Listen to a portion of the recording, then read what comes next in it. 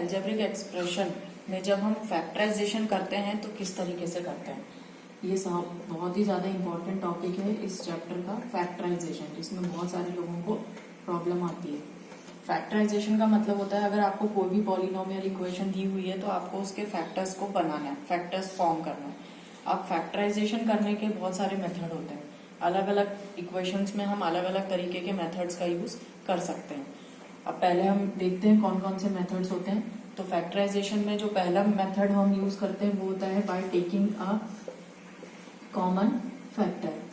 By taking a common factor मतलब अगर आपको कोई भी इक्वेशन दी हुई है, कोई भी पॉलिनोमियल टर्म दिया हुआ है, पॉलिनोमियल इक्वेशन दी हुई है, तो हम उसमें से कॉमन फैक्टर्स को अलग करके फैक्टराइजेशन करते हैं by taking a common factor. यानी उस पॉलिनोमियल्स में जो भी चीज कॉमन होगी हम उसको अलग करेंगे, तो उसको हम बोलते हैं बाय टेकिंग कॉमन फैक्टर। दूसरा होता है by regrouping terms. By regrouping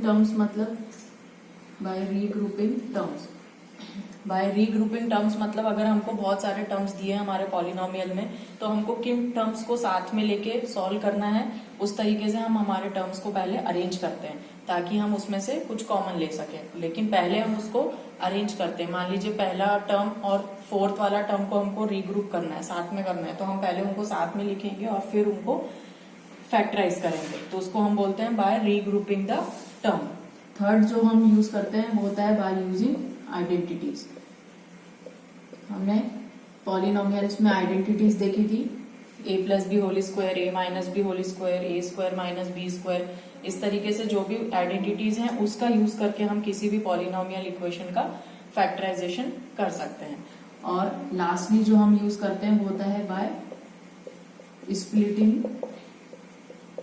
the middle term.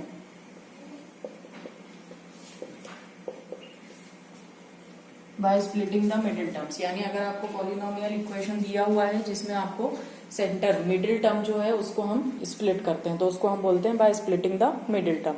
तो इस तरीके से अलजेब्रिक एक्सप्रेशन में फैक्टराइजेशन हम 4 मेथड से कर सकते हैं। बाय टेकिंग कॉमन फैक्टर, यानी जिसमें हम फैक्टर्स को कॉमन करते हैं, कॉमन फैक्टर्स को एक साथ यूज करके कॉमन बाहर निकालते हैं, उसको बोलते हैं कॉमन फैक्टर।